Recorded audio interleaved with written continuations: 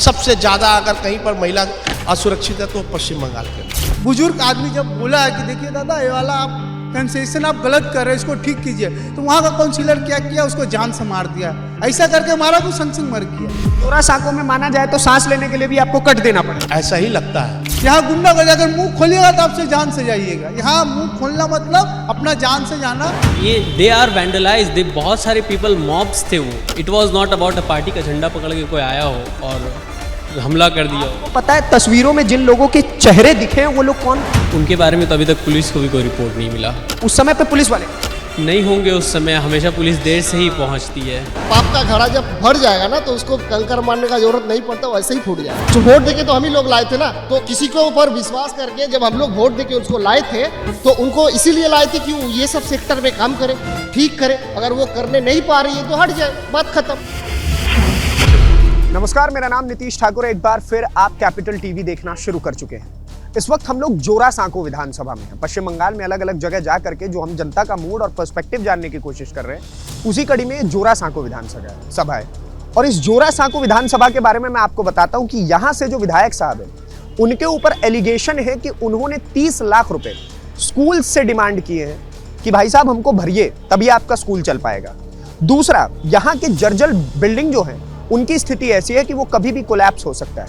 और ना केवल इतना, अगर और समस्याओं की मैं बात करूं तो उनकी पत्नी के घर पे जब रेड पड़ता है तो वहां से 60 लाख रुपए जब बरामद होते हैं तो वो कहती हैं कि 1 करोड़ रुपए में लॉटरी में जीत करके आई।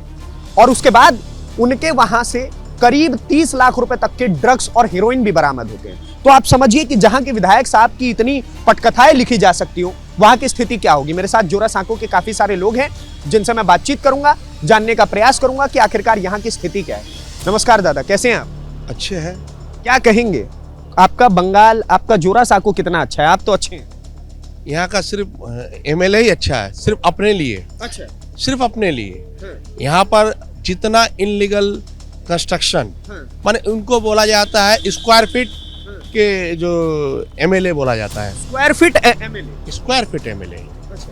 यहाँ पर उनके लोग घूमते रहते हैं कि किस बिल्डिंग में नया कहाँ पर कंस्ट्रक्शन हो रहा है, कहाँ पर क्या हो रहा है। तो वो लोग पता लगाते हैं भाई काम कराना है तो भाई उनको स्क्वायर फीट के हिसाब से उनको पैसे देने पड़ते हैं। माने टोटली, मतलब जो जितने वर्ग फीट में कंस्ट्रक्शन होगा उसमें स्क्वायर फीट के हिसाब से पैसा जाएगा। जी, ये फेमस है, ये मैं नहीं, आप जहाँ जहाँ घूमेंगे वहाँ सबको सब बता देंगे कि स्क्वायर फीट एमएलए का नाम कौन क्या है। तो बोलेगा विवेक गुप्ता। इनसे ही पूछता हूँ स्क्वायर फीट एमएलए का नाम क्या है? विवेक गुप्ता।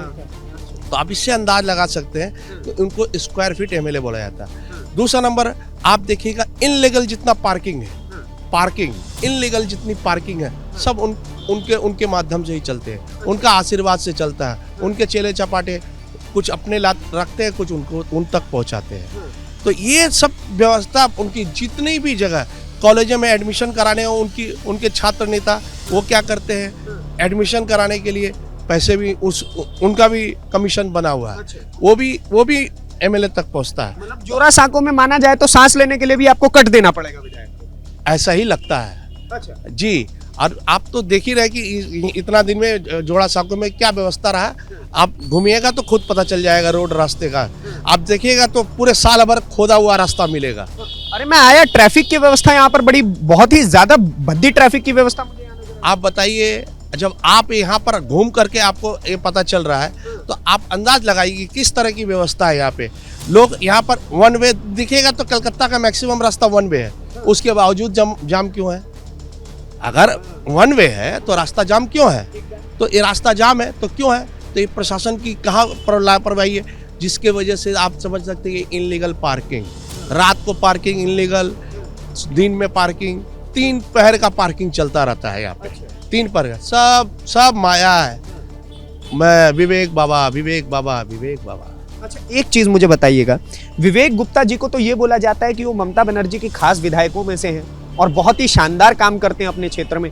आपके क्षेत्र की अगर मैं शिक्षा व्यवस्था, खास तौर पे स्कूल्स की बात करूं, हॉस्पिटल्स की बात करूं, तो यहाँ पर कितनी व्यवस्थाएं आपको नजर? आप घूम लीजिए पहले, या सुपर स्पेशलिटी जो हॉस्पिटल है वहाँ भी घूम लीजिए, पता चल जाएगा कितने। एक बार आपको कोई किसी तरह का आपको असुविधा हो जाए अगर कोई भगवान ना करे आपको कभी कोई बीमारी हो जाए तो अगर कहीं चले जाएं तो आप वो व्यवस्था आपको दिखा देंगे। मकान जो बाहर से बोले ना फिट फाट, अंदर से मुकामा घाट, वो हिसाब है कि आप देखिए मकान बाहर से बहुत अच्छा लगेगा और अंदर में जाएंगे तो एकदम जर्जर अवस्था है, जर्जर अवस्था है। वहाँ पर आप देखिए व्यवस्था, आपके चिकित्सा की अच्छी व्यवस्था है ना ही ये वहाँ पर इतने, आप बताओ कि इतने बड़े ये क्षेत्र है हमारे जोड़ा साकू, सबसे पास जिसको बोला जाता है कि आर्थिक जगह पे, जहाँ पर बड़ा बाजार के वहाँ पर से सम्मिलित है। आप वहाँ पर जाकर सड़क के माने छोटी छोटी गलियाँ से लोग वहाँ पर पास नहीं होते तो वो तो ठीक है, चलो कोई बात नहीं, हो तो आप पुराने तरीके से बनी हुई है। लेकिन आप बताओ अगर वहाँ पर पार्किंग है, गैर कानूनी पार्किंग है, ये सब है, आप अंदाज लगाओ कि कैसे लोग रहते हैं। अच्छा, एक चीज मुझे और बताइएगा, कभी विधायक जी आए हैं आप लोगों का हालचाल लेने की? कोई समस्या तो नहीं है? कभी आप लोग अपनी समस्या लेकर के गए हो तो सुना हो? आज तक तो मैं ही नहीं मिला। मैं दूसरी बात कहूँ, मैं और हमारे इलाके के एमएलए आज तक मैं ही नहीं मिला। कभी आप मिले ही नहीं अपने? कभी मिला ही नहीं, मैं नहीं मिला। पता लगा कई लोग मिले होंगे, नहीं मैं नहीं जानता, पर मुझसे तो कभी मुलाकात ही नहीं। महिला सुरक्षा बताइए आपके पश्चिम बंगाल में कितना? महिला सुरक्षा का तो वो बाबा, वो तो माँ तारा के ऊपर ही छोड़ दीजिए, राम भरोसे चल रहा है। महिला सुरक्षा आप देखते नहीं है, सबसे ज्यादा अगर कहीं पर महिला असुरक्षित है तो पश्चिम बंगाल के अंदर। दीदी मुख्यमंत्री है, बताइए, महिला मुख्यमंत्री है, वो तो कहते हैं कि सबसे ज्यादा सुरक्षित है। आरजीकर का केस नहीं देखा? उसके बाद वो ये क्या नाम है, लॉ कॉलेज में नहीं, तो उसमें कौन लोग सम्मिलित है? सब इनके दल के ही लोग सम्मिलित है। तो आप इससे अंदाज लगा दीजिए कि कितनी सुरक्षा है यहाँ पे। आज न्याय मांगने के लिए माँ बाप उनके कोर्ट के चक्कर लगा रहे हैं, चक्कर पे चक्कर लगा रहे हैं, मार खा रहे हैं, कितनी सुरक्षा है आपको पता है। बाकी ये लोग भी बताएंगे। ठीक है, मैं लौटूंगा आपके पास। भाई साहब युवा हैं आप, थोड़ा आगे आइए, आगे की तरफ आइए। मुझे बताइए युवाओं के लिए कितना रोजगार, कितना काम आपके इस पश्चिम बंगाल में हो रहा है? जरा मुझे कैमरे के और दर्शकों के सामने ही बताइए। दीदी जब 2011 साल में जब सीपीएम की सरकार थी, जब वो आ रही थी चुनाव में, वो हम लोग युवा से वादा किए थे कि 2011 में कि यहाँ पर कल कारखाने और उद्योग और शिल्प शल्प लाएंगे, तो कुछ नहीं लाए दीदी। और यहाँ की जो युवा बाहर प्लान कर रहे हैं, बाहर जाकर नौकरी कर रहे हैं, और यहाँ तो युवा का कोई रोजगार भी नहीं बचा है, कल कारखाने सब बंद हो गए हैं। और जो भी यहाँ कल कारखाने बचे हुए हैं, तो यहाँ की जो दीदी की जो सरकार है, उनके लोग जाकर वहाँ से कट मनी उठाते हैं। अच्छा, मतलब जो फैक्ट्रीज बची भी हुई हैं उनसे भी कट मनी लिया जाता है कि तुम यहाँ अगर यहाँ पे स्टेबल रहना चाहते हो तो पैसा भरो। हाँ, कट मनी नहीं देने से तो बंद कर देंगे। अच्छा, हाँ। और क्या क्या समस्या है आपके यहाँ के? बहुत समस्या है। देखिए यहाँ प्रमोटिंग कर रहा है काउंसिलर। कल ही का घटना रिसेंट है, बैरकपुर का एक बुजुर्ग आदमी जब बोला है कि देखिए दादा, ये वाला आप कंसेशन आप गलत कर रहे हैं, इसको ठीक कीजिए, तो वहाँ का काउंसिलर क्या किया, उसको जान से मार दिया। ऐसा करके मारा को संग मर गया। कल का घटना है, भाटपाड़ा बैरकपुर। काउंसलर ने जान से मार दिया? हाँ हाँ, वहाँ बुजुर्ग 80 साल का बुजुर्ग को संग काउंसलर कौन सी पार्टी से? टीएमसी पार्टी से था। मतलब ये क्या गुंडागर्दी चल रही है? यहाँ गुंडागर्दी, अगर मुंह खोलिएगा तो आपसे जान से जाइएगा। यहाँ मुंह खोलना मतलब अपना जान से जाना का बात है। आप आगे की तरफ आइएगा, सब बताइएगा क्या घटना बता रहे हैं? मतलब ऐसा हकीकत में है क्या कि इतना डर का माहौल? कल ही आपके यहाँ काउंसलर ने जान से मारा? ये हम क्या पूरा पश्चिम बंगाल जानता है, পুরো পশ্চিমবাংলা জানে। কালকে ব্যারাকপুরে কি হয়েছে, এটা প্রমোটিংয়ের সমস্যা নিয়ে এটা যা সাধারণ মানুষ যখন কমপ্লেন করতে গেছে তাকে এমন লাথি দিয়ে মেরেছে সেখানেই সে পড়ে মারা গেছে। এটা পুরো পশ্চিমবাংলা কালকে মিডিয়া মাধ্যমে সবাই জেনেছে। আর আপনি একটু আগেই যে বললো যে এখানে কলকারখানা, এখানে পশ্চিমবাংলা শিল্প নেই, উদ্যোগ নেই, কল নেই, কারখানা নেই, কিচ্ছু নেই, মানুষের চাকরি নেই। মানুষ যে কি করবে, নিজে যে পরিযায়ী শ্রমিক হয়ে যে বাইরে অন্য রাজ্যে গেছে, এখানে কাজকর্ম কিছু নেই বলে আজকে মানুষরা তাই গেছে। আজ আমরা যা দেখছি ৬,৬৮৮টা কোম্পানি এখানে তড়িঘড়ি করে এখান থেকে আমাদের পশ্চিমবাংলা থেকে তাড়াতাড়ি করে পালিয়ে গেছে। ওরা ৬,৬৮০ কোম্পানি ভাগা দিয়া গেছে, চলে গেছে। আর আমরা তো ৩৪ বছর ১৫ বছর প্রায় ৫০ বছর আমরা দেখিনি কোনো কোম্পানি এখানে বা কোনো ইন্ডাস্ট্রি এখানে হতে। এখানে যে যুব সমাজ চাকরি পাবে, কোথা থেকে পাবে? इनका कहना मैं आपको समझाता हूँ। कह रहे हैं कि हमारे पश्चिम बंगाल, हमारे कोलकाता से 6,680 कंपनियां चली गई। और मैं अपने अभी तक के जीवन काल में जब से ये सरकार आई है मैं तब से देख नहीं पा रहा हूँ कि कोई नई कंपनी यहाँ पर अगर स्टेबल हुई भी हो या फिर नहीं हुई हो, नहीं देख पा रहे हैं आप। तो युवाओं का भविष्य कहाँ जाता है पश्चिम बंगाल? পশ্চিম বাঙ্গালকে যুব সমাজ অন্য রাজ্যে যাচ্ছে, ওরা অন্য জায়গায় রাজ্যে গিয়ে কাজ করছে। তারপর আপনারা দেখেছেন এই যে পশ্চিমবাংলায় একটা বিধানসভা বাজেট পেশ হয়েছে, তার মধ্যে 21 থেকে 43 বছরে যুব সমাজের 1500 টাকা করে ভাতা দিচ্ছে। এই ভাতা যদি উনি না দিয়ে উনি যদি কর্মস্থান দিতেন যুব সমাজকে, তাহলে আমাদের হয়তো পশ্চিমবাংলায় আরও উন্নত হতো। एक बात ये 1500 रुपए का भत्ता नहीं चाहिए भाई, यहाँ नौकरी चाहिए। वही बात ये कह रहे हैं कि ये जो 1500 रुपए का भत्ता बांध दिया गया है कि अगर कोई युवा कोई व्यक्ति बेरोजगार है तो उसको 1500 रुपए माह मिलेंगे, और 1500 रुपए में आप बताइए कि महीना निकाला जा सकता है? कुछ नहीं होता है 1500 रुपये में, क्या होता है? अरे आपको देखिए, किसी को आप 1000 दे, 1500 दे, आप एक कच्ची के मांसू की दुकान पे जाए, वहाँ मांसू खरीदे, खा लिए, हजम हो गया, उससे कुछ नहीं होने वाला। मगर आपके भविष्य के, हमारे प्रजन्म के, আমাদের ভবিষ্যতে যারা আছে আমাদের ছেলে মেয়ে, তারা প্রজন্ম, তারা কি পাবে? তাদের জন্য এই সরকারের কি উদ্দেশ্য আছে, কি চিন্তা ভাবনা আছে? আজকে কিচ্ছু নেই পশ্চিম। महिला सुरक्षा पे मुझे बताइए, आप अपने बच्चों को घर से बाहर सुरक्षित समझ पाते हैं? बेटियों को, बहनों को, माताओं को?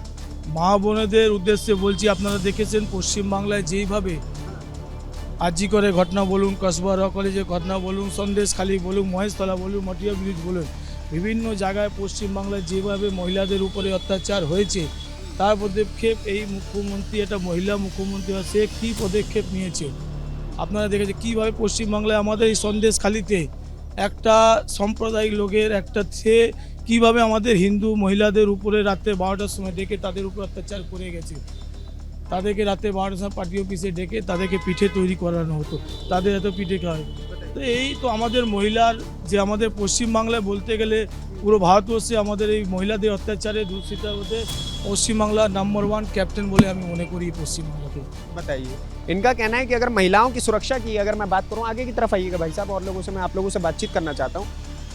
अगर मैं महिलाएं सुरक्षा की बात करूं यहाँ पर पश्चिम बंगाल के अंदर, तो उन्होंने तो 5-6 केसेस मेरे सामने गिनवा दिए कि आरजीकर, उसके बाद लॉ कॉलेज की घटना, उसके बाद एक और जगह की घटना जहां पर वो पेठा बनवाने के लिए क्या बोला, संदेश खाली। बताइए, और अपने आप में कितना ज्यादा ये क्रेडिबिलिटी को खत्म कर रहा है आपके स्टेट को, इवन दो कि आप एक महिला मुख्यमंत्री है, और उसके बाद महिला मुख्यमंत्री होने के बाद अगर आप ही के राज्य में महिलाओं के साथ ये होगा, तो ये बार बार आपके ऊपर, आपके विधायकों के ऊपर, आपके काउंसलर्स के ऊपर, हर किसी के ऊपर एक प्रश्नवाचक चिन्ह डालता है। और आपका काउंसलर पीट पीट करके किसी को मार दे रहा है, और ये पूरी नेशनल मीडिया में और हर जगह चल रहा है। बताइए, ये अपने आप में कितनी दुर्गंध, कितनी ही बुरी घटना है। अब क्या बताएं, डर का माहौल पूरा, ये कोई संदेश खाली बोल के नहीं है, गोटा वेस्ट बंगाल का हालत अभी ऐसा है। पूरा वेस्ट बंगाल पे अभी आप सर्वे किए ना, 2-3 जन से बात किए, वो आपको बाइट देने से डर रहा था। क्यों? क्योंकि उसको घर पे तकलीफ होगा, उसको अपना फैमिली का, अपना खुद का डर है। बोलने के लिए एक आदमी, एक जन डर रहा है, तो इससे ज्यादा और क्या बता सकते हैं? मैं अभी इन भाई साहब से खड़े होकर के बात कर रहा था, जब मैं इनको अप्रोच किया कि क्या आप हमसे बात करेंगे, तो ऑफ कैमरा मुझसे 2-3 लोगों से और मैंने पूछा कि आप हमसे बातचीत करना चाहते हैं, तो दे डिनाइड।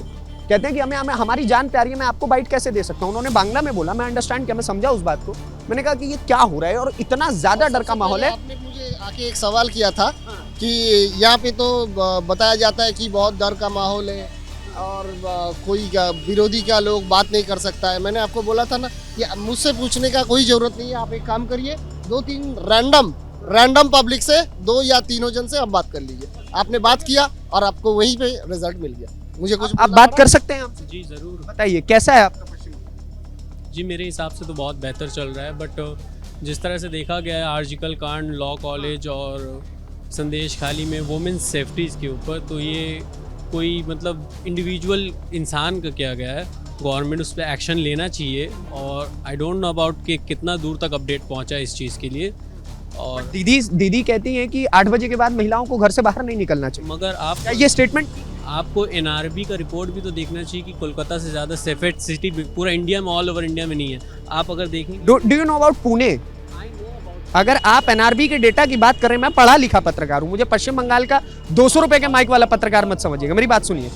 बिल्कुल, you are educated youth and I respect you. मैं बात कर रहा हूँ आपसे, इसलिए मैं ये जानना चाहता हूँ कि आपने जो NRB के डेटा की बात की, पश्चिम बंगाल के अंदर तृणमूल कांग्रेस के एक पॉलिटिशियन संदेश खाली के अंदर 200 से अधिक महिलाओं का बलात्कार करते हैं, मोर देन 200 लेडीज।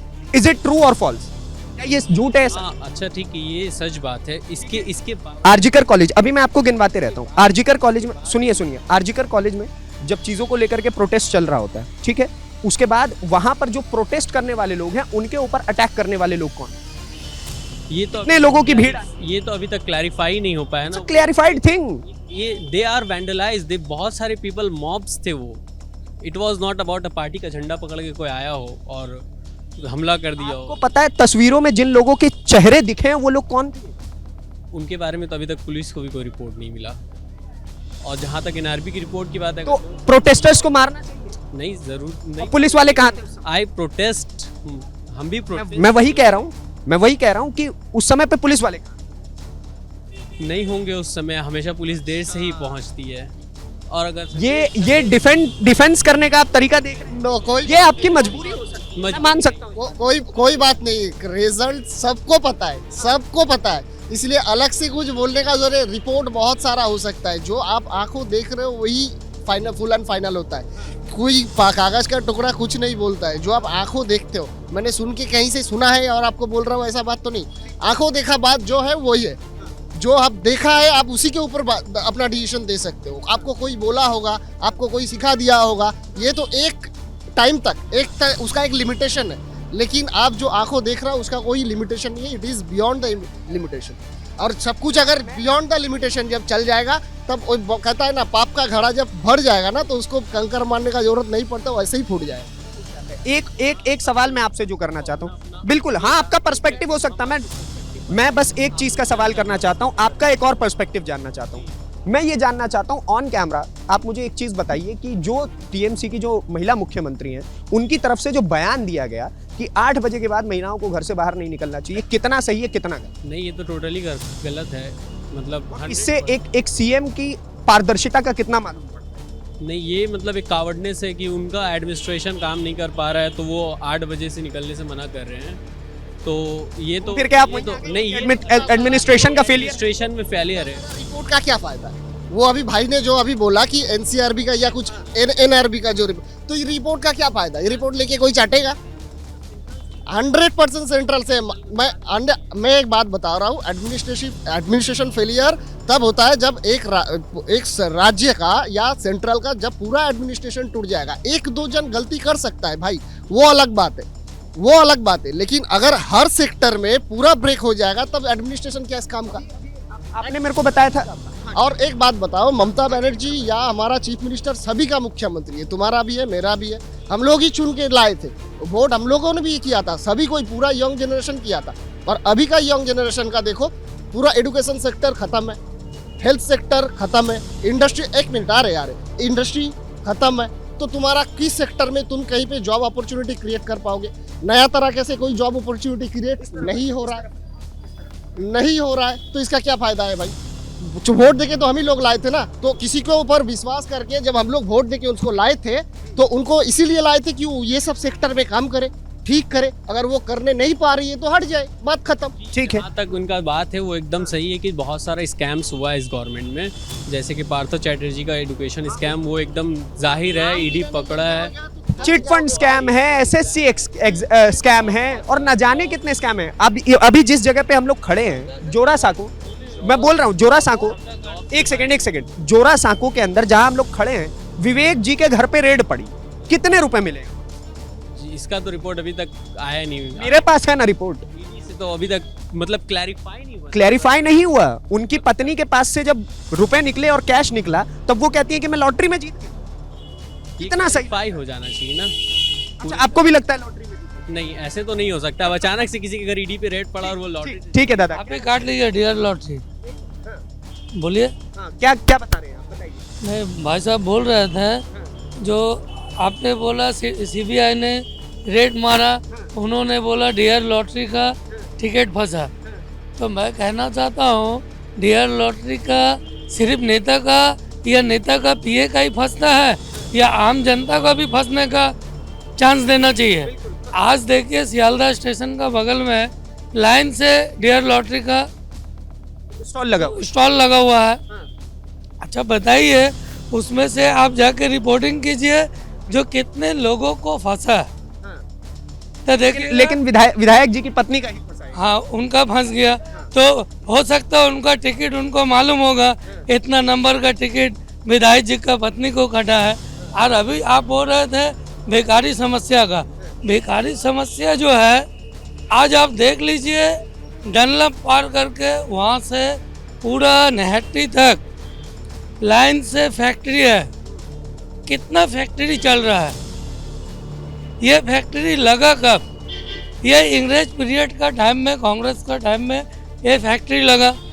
लगने के बाद 34 साल सीपीएम राज किया, धीरे धीरे उसने खत्म किया। अब उन्होंने हैंगर स्ट्राइक करके उसको ख़त्म किया। और जब ये मैडम आई तो लूट स्ट्राइक करके उसको पूरा सर्वनाश कर दिया। तो ये है उन्नयन। आज आप किसी मैं आपकी बात थोड़ा जल्दी में समाप्त करना चाहूँगा, बताइए क्या कुछ है आपका, आपके इस विधानसभा और ममता। देखिए 2007-8 में तो दीदी ने टाटा कंपनी को नंदीग्राम से भगा दिया। उसके बाद कोई भी इंडस्ट्री वेस्ट बंगाल में नहीं आया। अगर इंडस्ट्री नहीं होगा तो नौकरी कैसे होगा, इसके बारे में कोई नहीं सोच रहा है, कोई भी नहीं सोच रहा है। तो आपने देखा कि ये जोरा सांको विधानसभा के लोग थे जिन्होंने अपने हिस्से की राय बताई, युवाओं ने अपने हिस्से की राय बताई, और देखिए कि किस प्रकार से लोगों का माइंड वॉश कर दिया जा रहा है, जिनकी बातों को तोड़ मड़ोड़ के उनके सामने पेश कर दिया जा रहा है कि देखिए आपकी स्टेट गवर्नमेंट कितनी बेहतरीन हो सकती है। आप क्या कुछ सोचते हैं इस पूरी खबर को लेकर के मुझे कमेंट बॉक्स में जरूर बताएं, और ऐसी वीडियोस को देखने के लिए कैपिटल टीवी को सब्सक्राइब करिए। धन्यवाद, नमस्कार, जय हिंद, जय भारत।